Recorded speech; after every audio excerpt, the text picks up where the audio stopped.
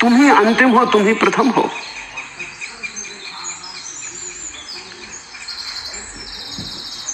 कुछ और बातें समझ लें, फिर हम इस सूत्र में आसानी से गति कर पाएंगे। प्रथम होने की दौड़ तुम्हारे भीतर की जरूर किसी गहरी हीनता से पैदा होती। तुम क्यों दूसरे को पीछे करना चाहते हो?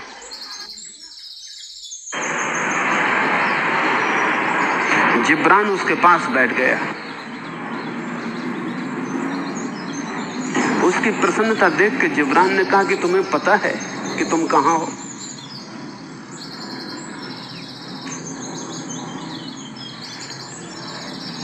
उस आदमी ने कहा, मुझे और पता ना होगा। मैं उस पागलखाने को जिससे तुम आ रहे हो दीवार के उस तरफ छोड़ आया।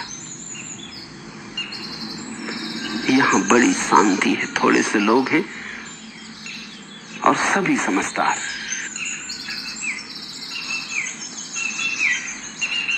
अब भूल के मैं तुम्हारे पागलखाने में वापस नहीं आना चाहता। जिब्रान गया था सांत्वना बंधाने, कोई उपाय न था। पागलपन के घेरे के भीतर तुम प्रवेश नहीं कर सकते। तुम सोचते हो कि वो पागल है और पागल सोचते हैं कि तुम सब पागल हो।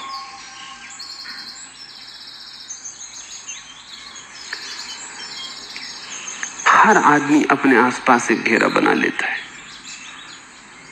उस घेरे के भीतर जीता है।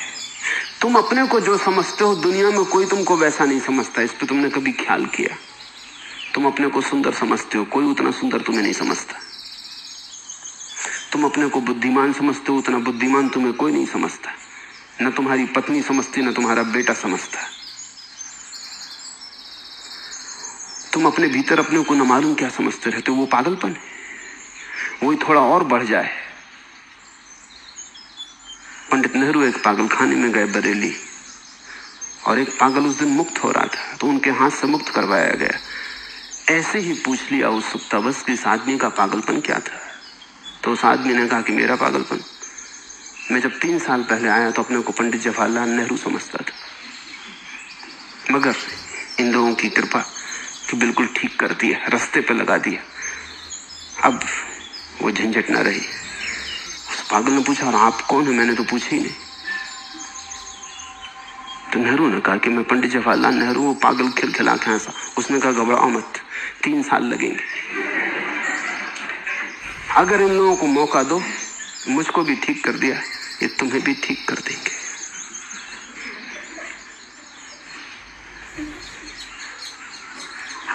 पागल की अपनी दुनिया है। और तुम ध्यान रखना, जब तक तुम्हारी कोई निजी दुनिया है तब तक तुम थोड़े ना बहुत पागल हो, क्योंकि ज्ञानी की कोई निजी दुनिया नहीं रह जाती। ज्ञानी के भीतर अपने प्रति कोई भाव ही नहीं रह जाता। न वो दूसरे के संबंध में कोई भाव रखता है, न अपने प्रति कोई भाव रखता है। वो खाली हो जाता है, और खाली हो जाना विमुक्ति है। जब तक तुम सोचते हो मैं ऐसा हूं, मैं वैसा हूं, तब तक तुम समझना कि जो तुम हो उसको दबाने का तुम उपाय कर रहे हो। मूढ़ आदमी अपने को बुद्धिमान समझता है, कुरूप अपने को सुंदर समझता है। यही उपाय है कुरूपता से बचने का और ढांकने का। दीनहीन अपने को बड़ा शक्तिशाली समझता है, असहाय अपने को बड़ा अहंकारी समझता है। तुम जो भी अपने को समझते हो, ख्याल करना, वो तुम्हारी दशा से बिल्कुल विपरीत होगा। और तुम जो भी समझते हो वो सभी गलत है। अंतिम खड़े हो जाने का अर्थ है तुम अपनी सब दौड़ छोड़ देते हो, बाहर की भीतर की। न तुम बाहर से किसी की प्रतिस्पर्धा में हो, न भीतर से। तभी तो तुम्हारी विक्षिप्तता शांत होती, और धीरे धीरे तुम्हें वो दिखाई पड़ता है जो तुम हो। उसको ही आत्मज्ञान कहा है। आत्मज्ञान तुम्हें राम राम जपने से न मिलेगा, न राम चदरिया ओढ़ लेने से मिलेगा, न माला फेरने से मिलेगा। आत्मज्ञान तो तुम्हें मिलेगा अगर तुम अंतिम खड़े होने की सामर्थ्य जुटा लो। और कोई उपाय नहीं, और सब उपाय धोखे, तरकीबें। और सब उपाय ऐसे ही हैं जैसे बीमारी तो कैंसर की है और तुम मलहम पट्टी कर रहे हो, उसका कोई अर्थ नहीं है। बीमारी बहुत गहरी है, तुम चबड़ी पे मालिश में लगे हो। इस तरह तो हो सकता है तुम अपने को समझा लो, भुला लो, वंचना दे लो, लेकिन तुम रूपांतरित ना हो पाओगे। अंतिम खड़े हो जाने का अर्थ है तुम जैसे हो वैसे ही अपने को जान लेना। और जब कोई प्रतिस्पर्धा न रही तो डर क्या है, तुम अपने को खोल के देख लोगे। अगर दीन हो तो दीन हो, अगर मूढ़ हो तो मूढ़ हो, अज्ञानी हो तो अज्ञानी हो। दावा किसके सामने करना ज्ञान का? जब प्रतिस्पर्धा न रही तो किसको धोखा देना है? और ध्यान रखना, जब तुम दूसरों को धोखा देना बंद कर देते हो तभी तुम अपने को धोखा देना बंद करते हो, क्योंकि वो दोनों चीजें संयुक्त हैं। दूसरे को धोखा देने का बहुत गहरा अर्थ अपने को ही धोखा देना है। दूसरे को जब तुम धोखा देने में सफल हो जाते हो तब तुम्हें खुद भी धोखा आ जाता है कि ठीक है, जब इतने लोग मुझे बुद्धिमान समझते तो जरूर मैं बुद्धिमान होना चाहिए। ऐसा कैसे हो सकता है? इतने लोग थोड़ी धोखा खा जाएंगे, मेरे कहने से कोई इतने लोग थोड़ी मान लेंगे। बात कुछ होनी ही चाहिए मुझ में। तुम धोखा दूसरे को देने जाते हो, अपने को दे लेते हो। इस धोखे में अगर रहोगे तो तुमने जीवन बहुत गंवाए, ये जीवन भी गंवा दोगे। जागने का समय आ गया, ऐसे भी काफी सो लिए हो। और अगर जागना हो, पंक्ति में पीछे खड़े हो जाओ, पंक्ति को छोड़ दो। खोने को कुछ भी नहीं है पंक्ति को छोड़ने में, सिवाय तुम्हारी आत्मवंचनाओं के। पाने को कुछ भी नहीं है पंक्ति के भीतर खड़े होकर। किसी ने कभी कुछ नहीं पाया, सिकंदरों ने नहीं पाया, तुम क्या पाओगे?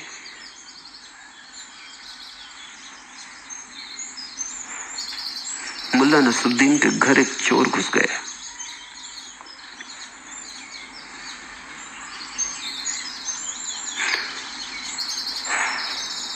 मुल्ला ने देखा कि चोर घुस गया है तो वो एक बड़ी अलमारी में छिप के खड़ा हो गया, पीठ कर ली दरवाजे की तरफ और अलमारी में छिप के खड़ा हो गया। जब चोर वहां आया तो वो हैरान हुआ। उसने दिया में जब जला के देखा कि मुल्ला छिपा खड़ा है, उसने कहा, नसरुद्दीन, हम तो सोचते थे तुम बड़े बहादुर आदमी हो, और तुम इस तरह डर के क्यों खड़े हो? नसरुद्दीन ने कहा कि भाई, बहादुर तो हम हैं ही, और ये तुमसे किसने कहा कि हम डर के खड़े?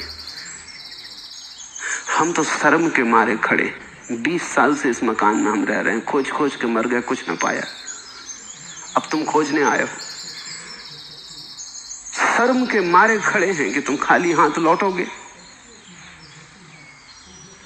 आए इतनी दूर से, इतनी मेहनत की और कुछ न पाया, तो अपनी दीनता की शर्म के घर में कुछ है नहीं।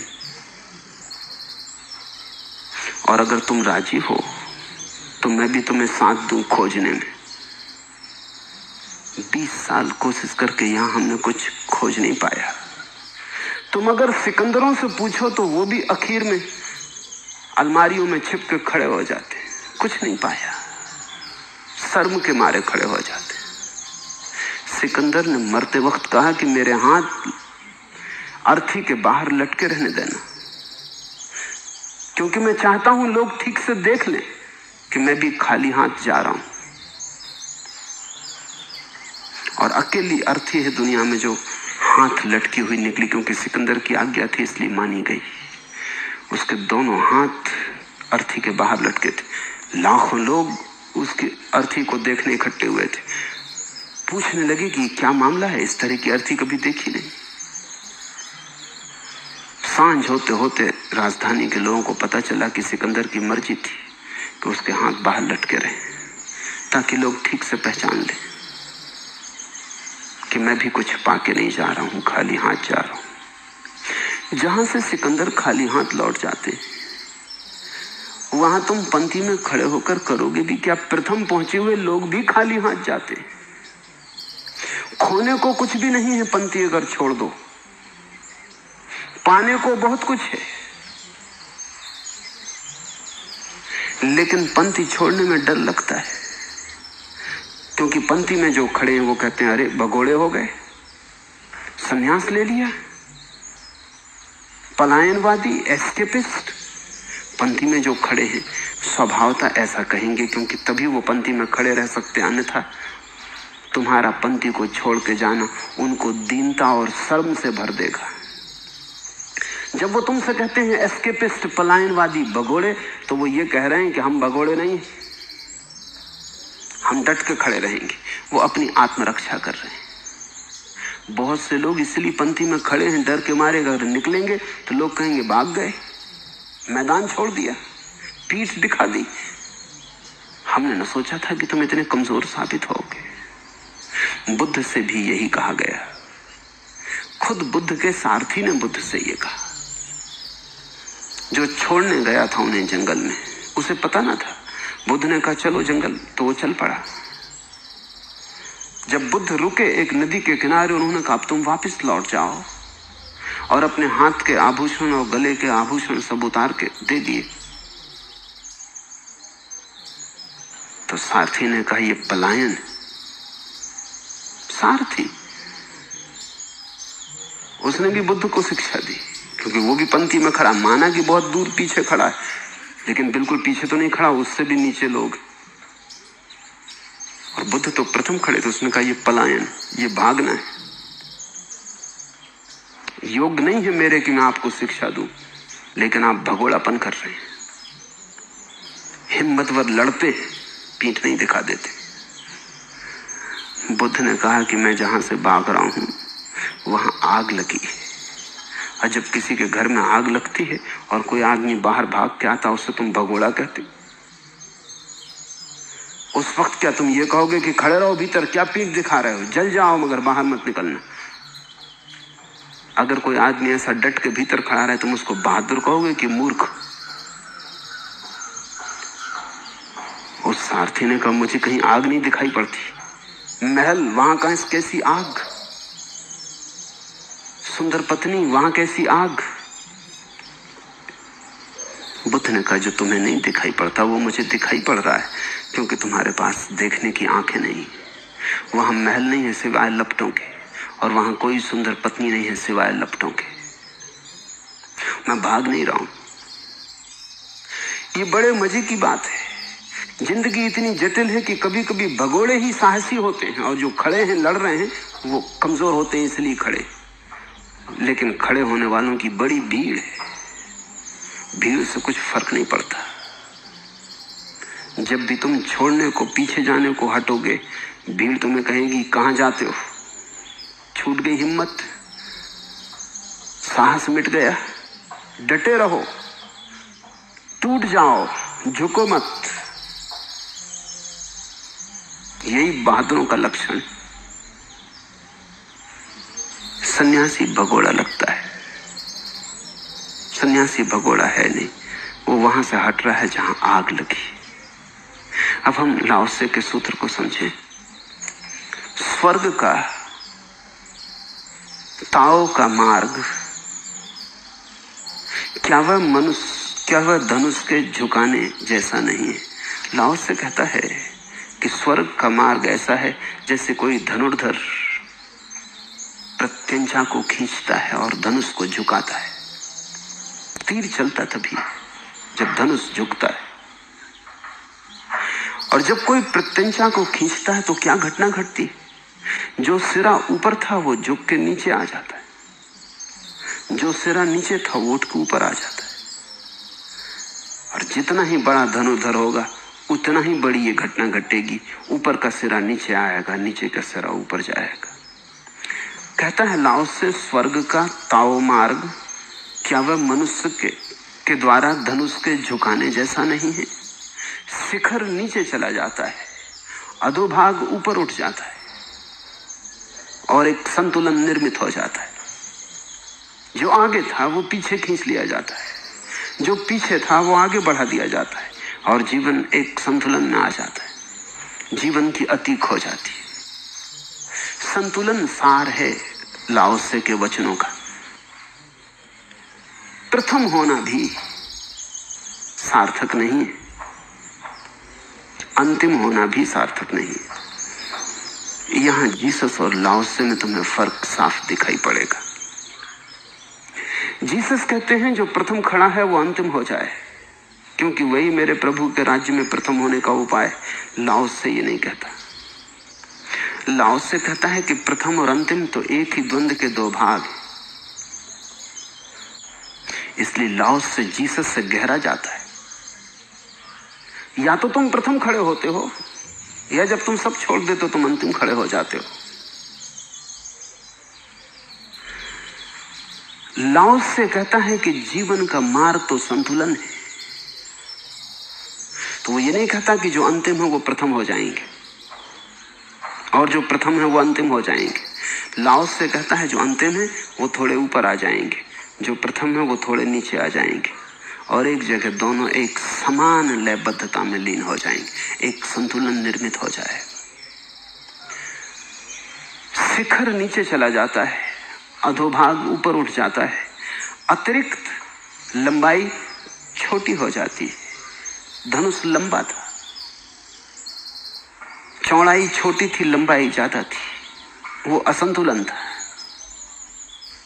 जब प्रत्यंचा खींची जाती तो लंबाई छोटी हो जाती, अतिरिक्त लंबाई छोटी हो जाती, अपर्याप्त चौड़ाई बड़ी हो जाती।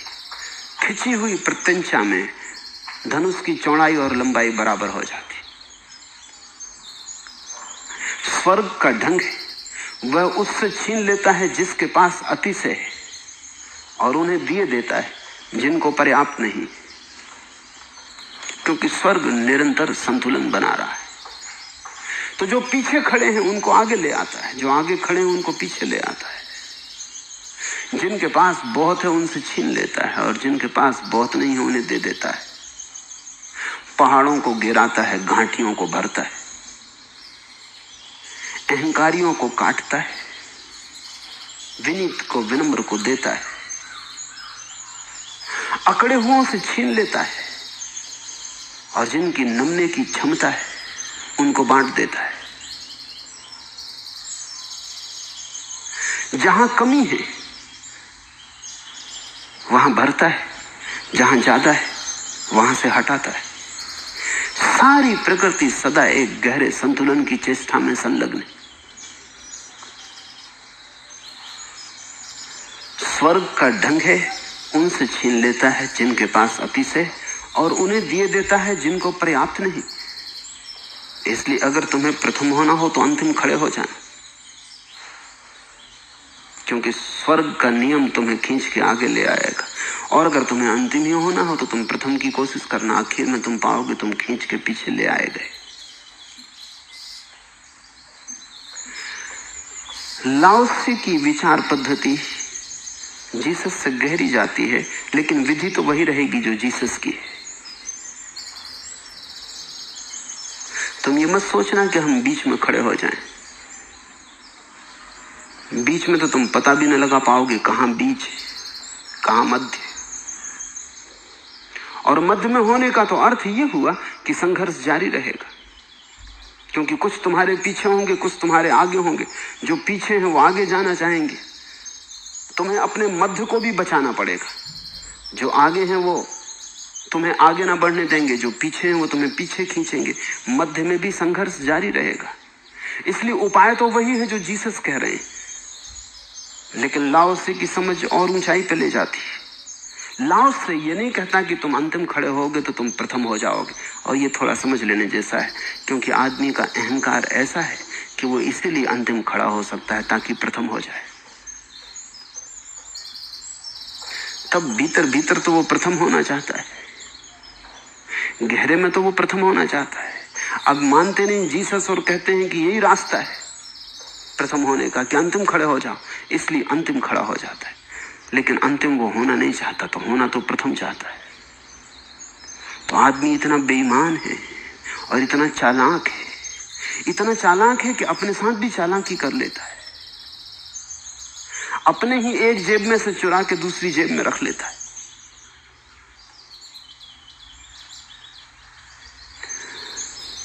तो जीसस की बात से खतरा है। वो खतरा ये है कि तुम विनम्र हो सकते हो सिर्फ इसलिए ताकि परमात्मा के राज में तुम्हारे अहंकार की पूर्ति हो। जीसस मरने के दिन एक ही रात पहले जीसस के शिष्य जीसस से पूछते कि स्वर्ग के राज्य में ये तो निश्चित है कि आप परमात्मा के पास बैठे होंगे, हम 12 शिष्यों की क्या दशा होगी, हम कहां कहां खड़े होंगे, कहां बैठेंगे? परमात्मा के दरबार में हमारी जगह का क्या हिसाब है? हम में से 12 में से कौन आपके पास होगा, कौन दूर होगा?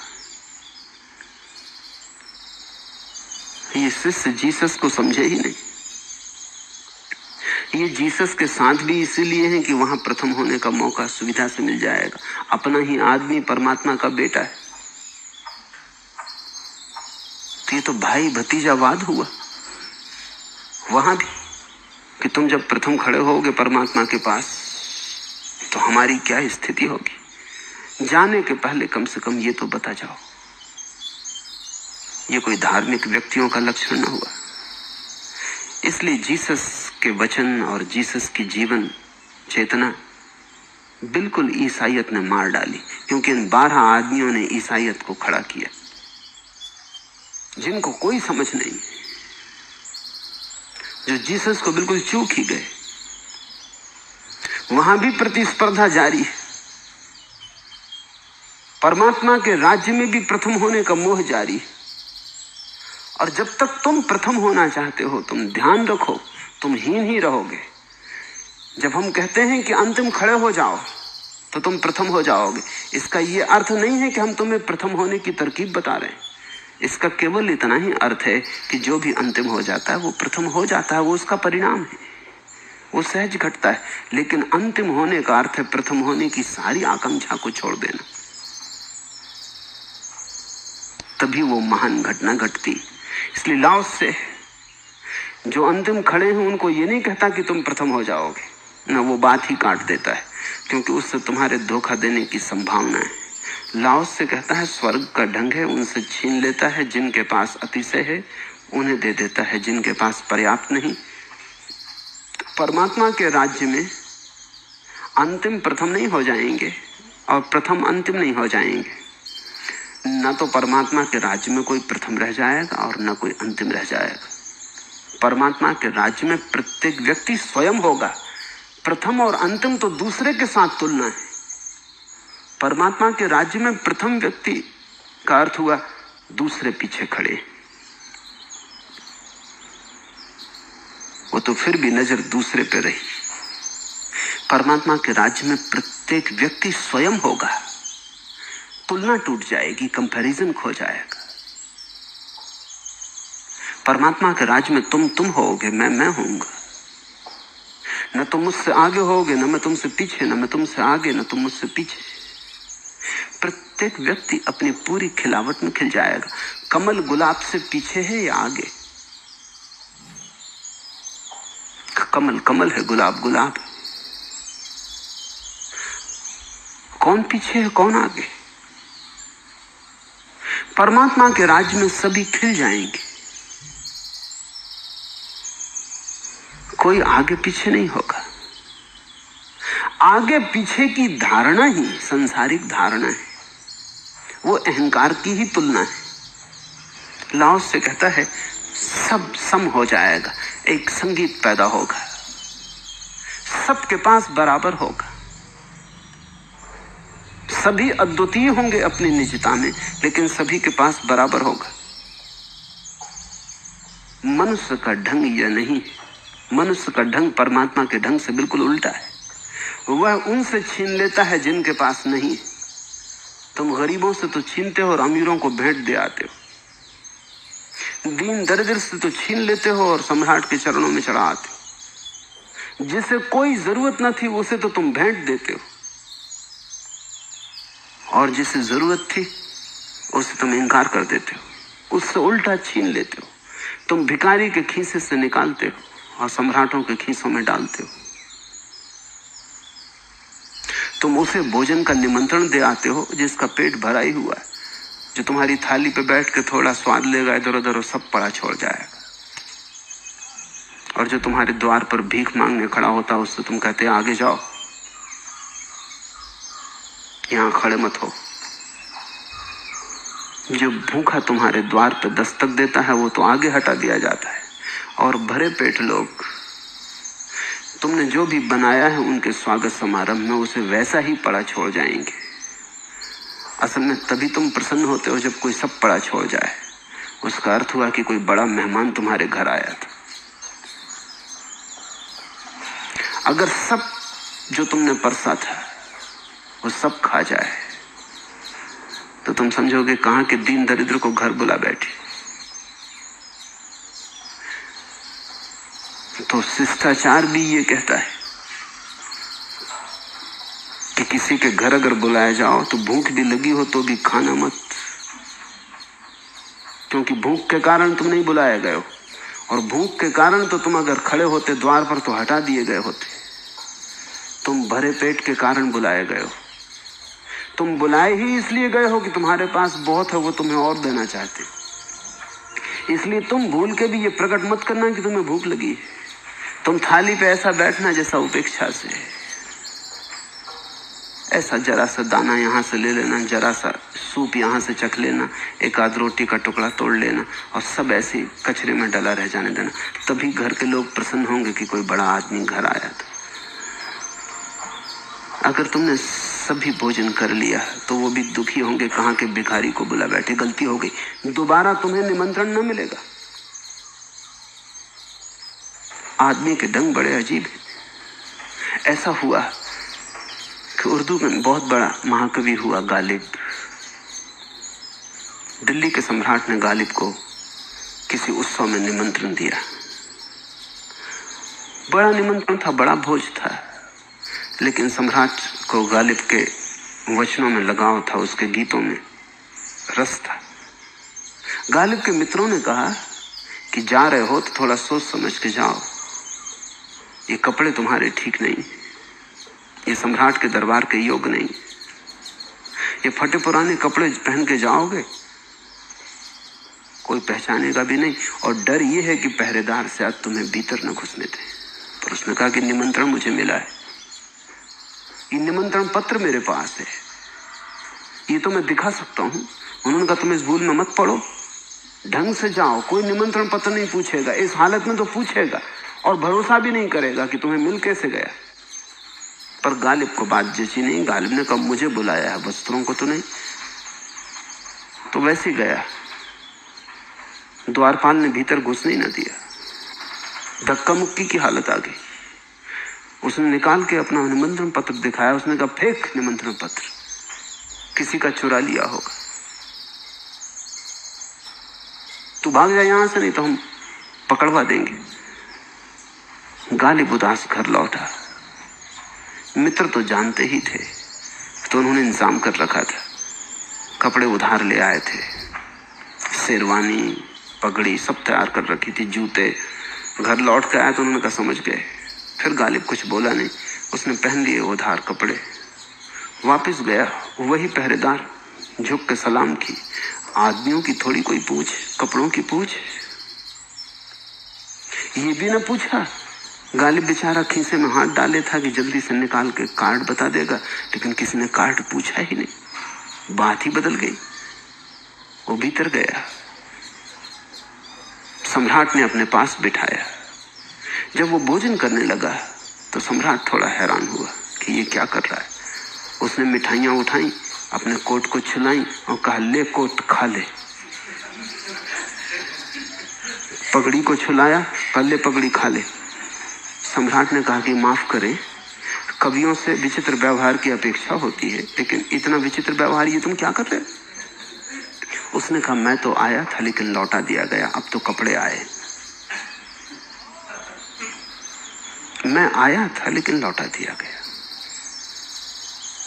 अब तो जिनके सहारे में आया हूं पहले उनको भोजन देना जरूरी है। अब तो मैं नंबर 2 हूं। आदमी का व्यवहार स्वर्ग के व्यवहार से भिन्न है। यहां जिनके पास है उनको दिया जाता है, जिनके पास नहीं है उनसे छीन लिया जाता है। स्वर्ग का व्यवहार स्वभावतः इससे उल्टा है। जिनके पास नहीं है उन्हें दिया जाता है, जिनके पास है उनसे छीन लिया जाता है। क्योंकि स्वर्ग एक संतुलन है। स्वर्ग ना तो गरीब का है ना अमीर का, क्योंकि गरीबी एक बीमारी है और अमीरी भी एक बीमारी है, क्योंकि दोनों अति से। अमीर के पास अमीरी ज्यादा है, गरीब के पास गरीबी ज्यादा है। गरीब से थोड़ी गरीबी छीन के अमीर को देना जरूरी है, अमीर से थोड़ी अमीरी छीन के गरीब को देना जरूरी है। मध्य हमेशा संतुलित है और स्वस्थ है। मनुष्य का ढंग यह नहीं है, वह उनसे छीन लेता है जिनके पास नहीं है और उन्हें दे देता है कर के रूप में, भेंट के रूप में, जिनके पास अतिशय है। कौन है जिसके पास सारे संसार को देने के लिए पर्याप्त है? मनुष्य तो देता है उसको जिसके पास है, और स्वर्ग का राज्य देता है उसे जिसके पास नहीं। लाओस से संत को स्वर्ग से भी ऊपर उठा देता है। लाओस से कहता है कौन है जिसके पास सारे संसार को देने के लिए पर्याप्त है, जो किसी से छीन के किसी को नहीं देता। स्वर्ग का राज्य भी किसी से छीन के किसी को देता है, लेकिन कौन है जिसके पास सारे संसार को देने के लिए पर्याप्त है? केवल ताओ का व्यक्ति। इसे थोड़ा समझे, क्योंकि संत स्वर्ग से ऊपर है। संत में स्वर्ग है, स्वर्ग में संत नहीं। संत का घेरा बड़ा है। ऐसी यहूदी कथा है कि एक यहूदी फकीर जोसिया ने रात सपना देखा कि वो स्वर्ग पहुंच गया है। वो बड़ा हैरान हुआ, उसने कभी सोचा भी न था। स्वर्ग में महान महान संत हैं, सदियों पुराने, पूरे अनंत काल से चले आ रहे। वो सब कोई झाड़ के नीचे बैठा प्रार्थना कर रहा है, कोई सड़क के किनारे बैठे घुटने टेक के हाथ जोड़े। वो बिल्कुल हैरान हुआ। उसने कहा हमने तो सोचा था कम से कम स्वर्ग में जाके तो ये छुटकारा मिलेगा प्रार्थना से। प्रार्थना तो स्वर्ग आने के लिए करते थे, अब ये लोग किस लिए प्रार्थना कर रहे हैं? और सारा स्वर्ग प्रार्थना और पूजा से गूंज रहा है।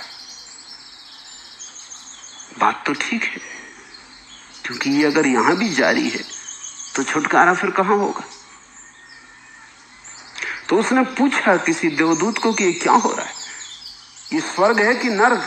क्योंकि हमने तो सोचा था आदमी जब दुखी होता है तो प्रार्थना करता, पूजा करता, यहां तो सुख ही सुख है, तो ये सब लोग पूजा क्यों कर रहे हैं? उस देवदूत ने कहा संत की प्रार्थना में स्वर्ग है। स्वर्ग यहां है नहीं, इन सब की प्रार्थनाओं के कारण स्वर्ग है। संत के हृदय में स्वर्ग है। उस देवदूत ने कहा कि तुम ये भ्रांति छोड़ दो कि संत स्वर्ग में जाता है। संत जहां जाता है वहां स्वर्ग जाता है। स्वर्ग कोई भौगोलिक स्थिति नहीं कि उठे और टिकट खरीदी पहुंच गए। तुम्हारे धर्मगुरुओं ने ऐसी ही हालत बना दी कि स्वर्ग जैसे कोई भौगोलिक स्थिति है, इधर तो दान उधर नाम लिख दिया कि इनका पक्का हो गया, रिजर्वेशन हो गया, अब तुम्हें कोई भी रोकेगा नहीं। कोई दरवाजा थोड़ी है वहां, न कोई द्वारपाल है, सब दरवाजे सब द्वारपाल कथाएं। स्वर्ग तो भाव दशा है। प्रार्थना के क्षण में स्वर्ग में तुम होते हो, या ज्यादा अच्छा होगा स्वर्ग तुम में होता है। संत स्वर्ग से ऊपर है। स्वर्ग तो केवल संतुलन कर पाता है। संतुलन ठीक है लेकिन काफी नहीं। संतुलन बिल्कुल ठीक है। संतुलन ऐसा है जैसे कोई आदमी जो बीमार नहीं है, बिल्कुल ठीक है, स्वस्थ है। अगर डॉक्टर के पास ले जाओ तो कोई बीमारी पकड़ में नहीं आती, और डॉक्टर कह देता है कि बिल्कुल ठीक है। लेकिन तुम्हें पता है कि डॉक्टर के बिल्कुल ठीक कह देने से काफी नहीं है, पर्याप्त नहीं है, जितना होना चाहिए उतना नहीं है। स्वास्थ्य तो एक अहोभाव है, एक पुलक है। स्वास्थ्य केवल बीमारी का अभाव नहीं है, स्वास्थ्य का अपना एक भाव है, एक अपनी पॉजिटिविटी है, अपनी विधायकता है। कभी कभी तुम पाते हो कि एक वेल बीइंग,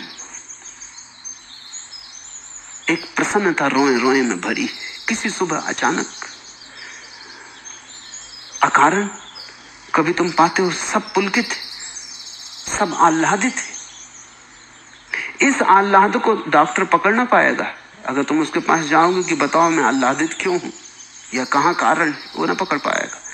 डॉक्टर तो केवल बीमारी पकड़ सकता है, ज्यादा से ज्यादा बीमारी का अभाव बता सकता है कि कोई बीमारी नहीं, तुम ठीक हो। मेडिकली फिट का अर्थ नहीं होता कि तुम परम स्वस्थ हो।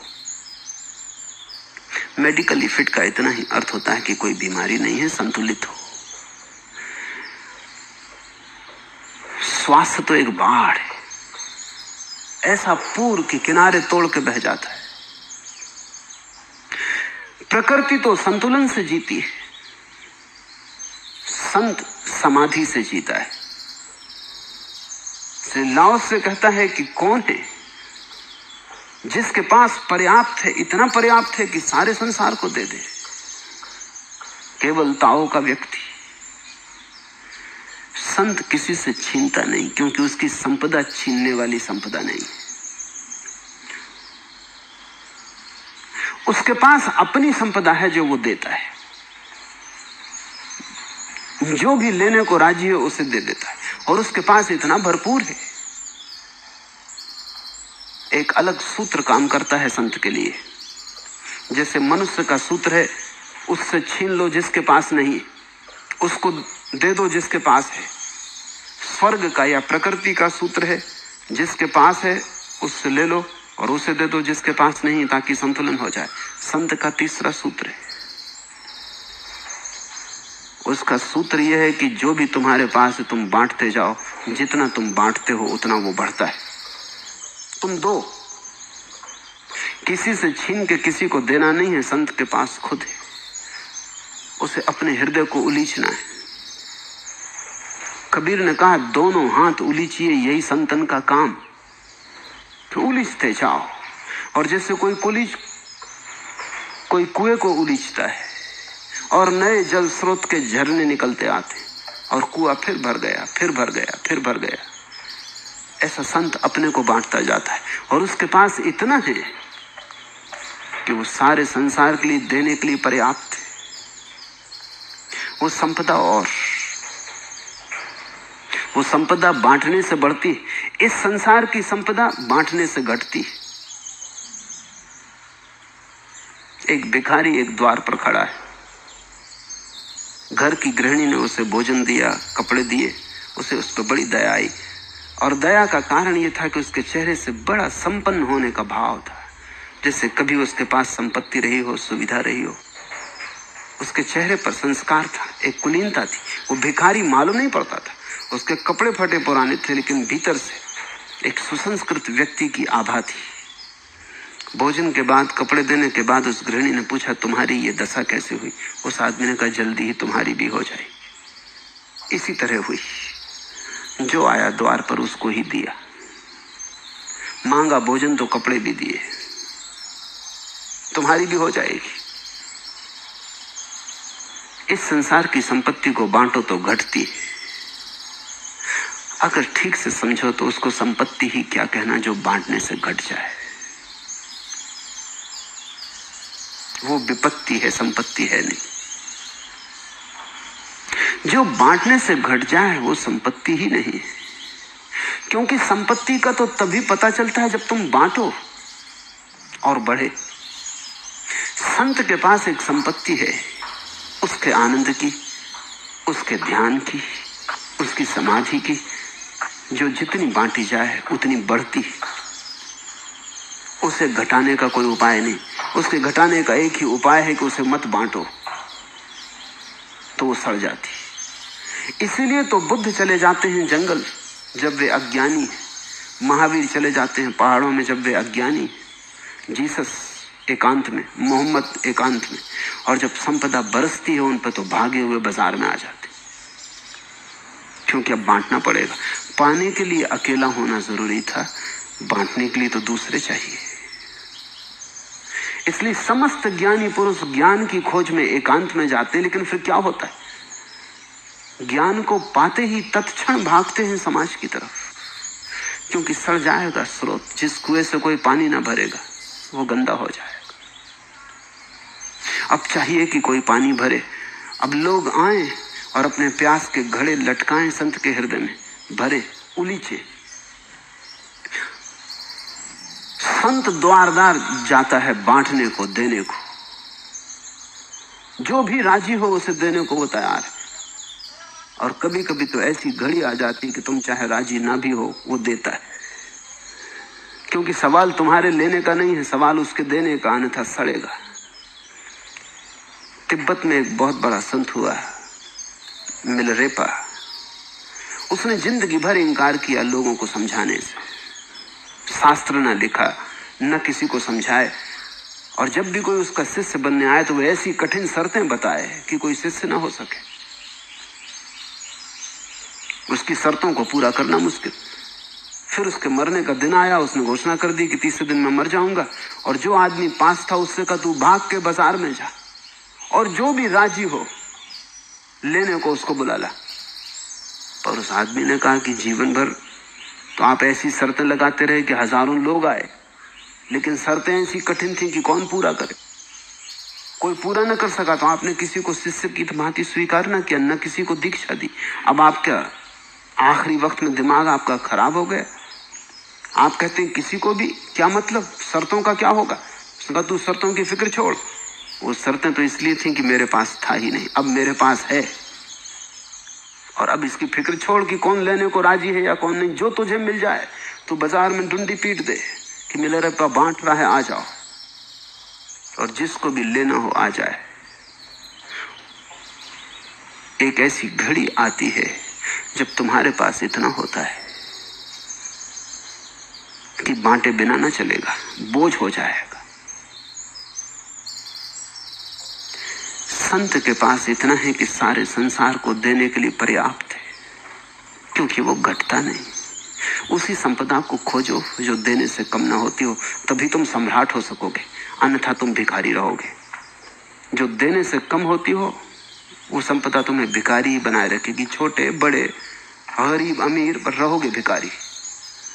बड़े से बड़ा अमीर भी भिखारी ही रहता है, क्योंकि उसकी संपदा देने से घट जाएगी तो वो मांगता ही रहता है, लाओ। वो बुलाता ही रहता है कि आओ और लाओ। उसके और की दौड़ कम नहीं होती, क्योंकि मांगने से बढ़ती है, छीनने से बढ़ती है संपदा, देने से घटती है। संत के पास एक संपदा है जो देने से बढ़ती है, बांटने से बढ़ती है। केवल ताओ का व्यक्ति। इसलिए संत कर्म करते हैं लेकिन अधिकृत नहीं करते। संपन्न करते हैं लेकिन श्रेय नहीं लेते। उन्हें वरिष्ठ दिखने की कामना नहीं है। संत कर्म करते हैं लेकिन अधिकृत नहीं करते। वे देते हैं लेकिन देकर इतना भी नहीं चाहते कि तुम उनके अनुग्रहित हो जाओ, क्योंकि वो तो अधिकृत करना होगा, वो तो तुम पे मालिकियत करनी होगी। ये बड़ी अनूठी बात है। संत देते हैं और तुम्ही को मालिक बनाते हैं। संत देते हैं और इतना भी नहीं चाहते कि तुम उनके अनुग्रहित हो जाओ। उतना भाव भी संतत्व में कमी होगी। तुम धन्यवाद दो, उसकी भी आकांक्षा हो, तो अभी संत संसार का ही हिस्सा है, तब वो तुम्हारे धन्यवाद की संपत्ति जोड़ रहा है। संत का अर्थ ही यह है कि तुम उसे अब कुछ भी देने में समर्थ नहीं रहे। वो तुम्हारे देने की सीमा के बाहर हो गया। तुम अपना सब कुछ भी दे डालो तो भी संत तुम्हारे देने की सीमा के बाहर हो गया है। और संत तुम्हें जो भी दे रहा है वो ऐसा है कि तुम उसे लेने में डरना मत। तुम लेने में भी डरते हो, क्योंकि तुम्हें लगता है जिससे भी लेंगे उसके अनुग्रहित हो जाते हैं, एक ऑब्लिगेशन हो जाती है। तुमने केवल संसार की चीजें ली, तो किसी से अगर 2 पैसे ले लिए तो उसका भार तुम्हारी छाती पे बैठ जाता है। वो आदमी रास्ते पे मिलता है तो इस भांति देखता है कि 2 पैसे दिए। इसलिए इस संसार में तुम्हें जो भी कुछ दे देता है वो तुम्हें अधिकृत कर लेता है, पजेस करता है। वो कहता है मैंने तुम्हें प्रेम दिया। दूसरों की तो बात छोड़ दो, माँ जिसका प्रेम शुद्धतम कहा जाता है, वो भी अपने बेटे से कहती है कि मैंने तुझे पाला पोसा बड़ा किया, इतना तेरे लिए श्रम उठाया, गर्भ में ढोया, कष्ट पाए, और तू कुछ भी नहीं कर रहा। तो माँ का प्रेम तक जहां अधिकृत करता हो तो वहां दूसरे प्रेमों का तो क्या कहना, और घृणा की तो बात ही क्या पूछनी। यहां तो तुम्हें कोई कुछ देता है सिर्फ इसलिए ताकि तुम्हें अधिकृत कर ले, कब्जा करना चाहता है। यहां देना तो राजनीति का हिस्सा है, इसलिए तुम संतों से लेने में भी डरते हो। तुम भयभीत होते हो कि कहीं इनसे लिया ऐसा ना हो कि अधिकृत हो जाए। लेकिन संत तो वही है जो पजस नहीं करता, अधिकृत नहीं करता। ऐसी कथा है कि जुन्नून एक सूफी फकीर हुआ।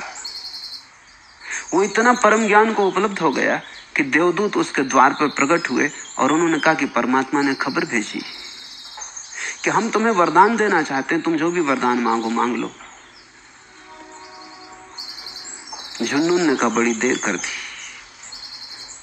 कुछ वर्ष पहले आते तो बहुत मांगने की आकांक्षाएं थी, अब तो हम परमात्मा को दे सकते, अब तो इतना है, उसकी कृपा वैसे ही बरस रही, अब हमें कुछ चाहिए नहीं, उसने वैसे ही बहुत दे दिया, इतना दे दिया कि अगर उसको भी कभी जरूरत हो तो हम दे सकते। लेकिन देवदूतों ने जिद की। ऐसा घटता है जब तुम नहीं मांगते तब सारी दुनिया देना चाहती, सारा अस्तित्व देना चाहता। जब तुम मांगते थे हर द्वार से ठुकराए गए।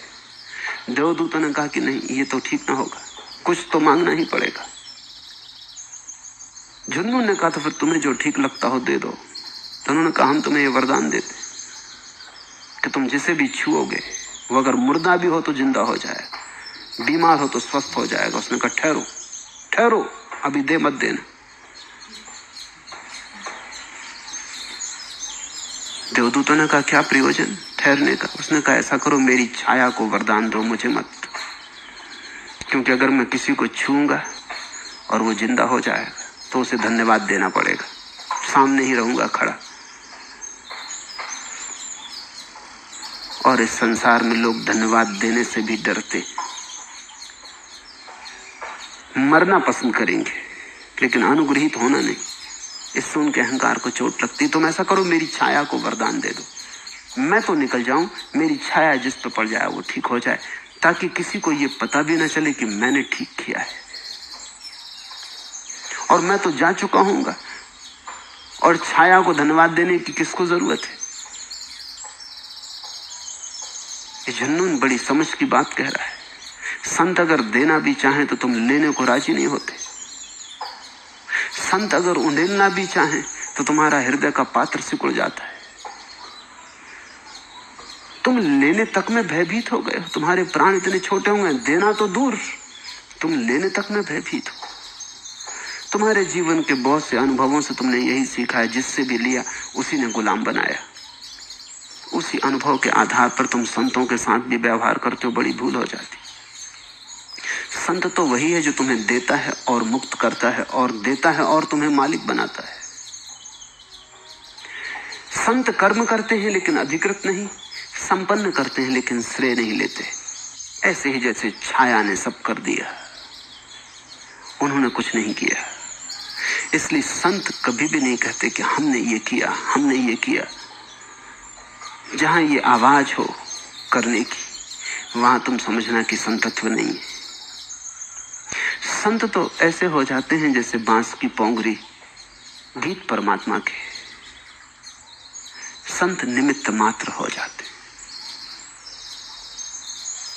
संत अपने को बिल्कुल हटा लेते, संत पारदर्शी हो जाते। तुम अगर उनमें गौर से देखोगे तो परमात्मा को खड़ा पाओगे, तुम उनको खड़ा हुआ ना पाओगे। इसलिए तो हमने बुद्ध को भगवान कहा, महावीर को भगवान कहा। महावीर ठीक तुम्हारे जैसे, बुद्ध ठीक तुम्हारे जैसे, लेकिन जिन्होंने गौर से देखा उन्होंने पाया कि वहां बुद्ध है ही नहीं, वो तो निमित्त हो गए। वो घर तो खाली है, वहां तो परमात्मा ही सिंहासन पर विराजमान है। इसलिए बुद्ध के संबंध में कहा जाता है कि उन्होंने 40 वर्ष निरंतर बोला और एक शब्द नहीं बोला, और 40 वर्ष निरंतर उन्होंने यात्रा की और एक कदम नहीं चले। इसका अर्थ समझ लेना। इसका अर्थ यही है कि परमात्मा ही बोला, परमात्मा ही चला। बुद्ध तो उसी दिन समाप्त हो गए जिस दिन समाधि उपलब्ध हुई। संपन्न करते हैं लेकिन श्रेय नहीं लेते, क्योंकि उन्हें वरिष्ठ दिखने की कामना नहीं है। वरिष्ठ दिखने की कामना तो हीन ग्रंथि से पैदा होती। संत तो परमात्मा को उपलब्ध हो गए, कोई हीनता ना बची, कोई हीनता की रेखा ना बची, कुछ पाने को ना बचा। अब हीनता कैसी? नियति पूरी हो गई, गंतव्य उपलब्ध हो गया, मंजिल आ गई। अब कुछ और इसके आगे नहीं। इसलिए अब तुमसे वरिष्ठ होने की, श्रेय लेने की बात ही ना समझी की है। और अगर कोई श्रेय लेना चाहे तो समझना कि उसकी मंजिल अभी नहीं आई। और अगर कोई वरिष्ठ होना चाहे तो समझना कि अभी राह पर है, राहगीर है, अभी पहुंचा नहीं। सद्गुरु को पहचानने के जो सूत्र हैं उनमें एक सूत्र यह भी है कि वो वरिष्ठ ना होना चाहेगा, वो श्रेय ना लेना चाहेगा।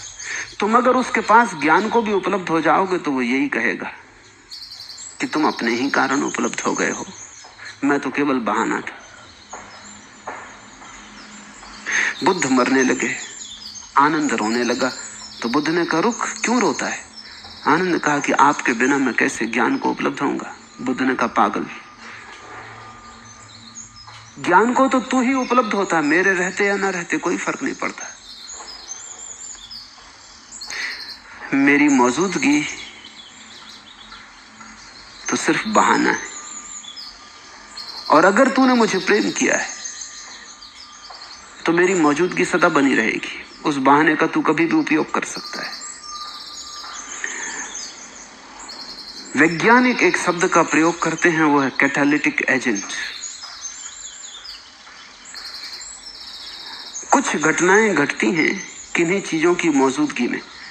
जिन चीजों की मौजूदगी में घटती हैं उनकी मौजूदगी से कुछ भी क्रिया नहीं होती, सिर्फ मौजूदगी। हाइड्रोजन ऑक्सीजन मिलते लेकिन विद्युत की मौजूदगी चाहिए। विद्युत के कारण नहीं मिलते,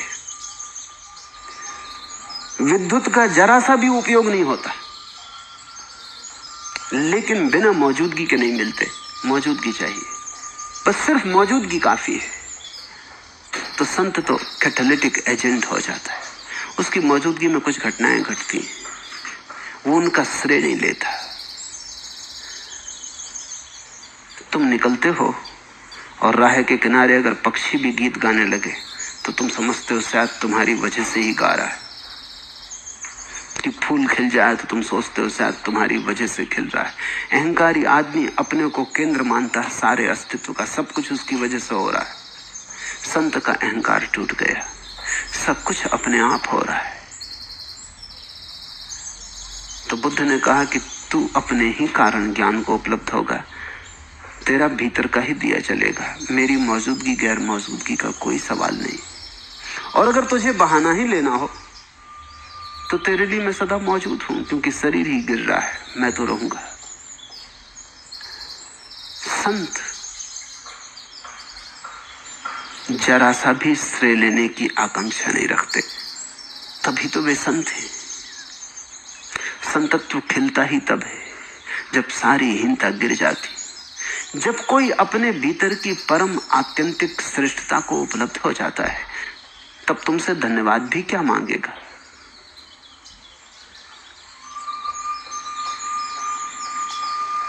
कौन है जिसके पास सारे संसार को देने के लिए पर्याप्त है? केवल ताओ का व्यक्ति।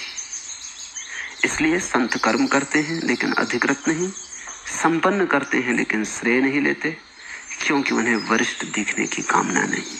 आज इतना है।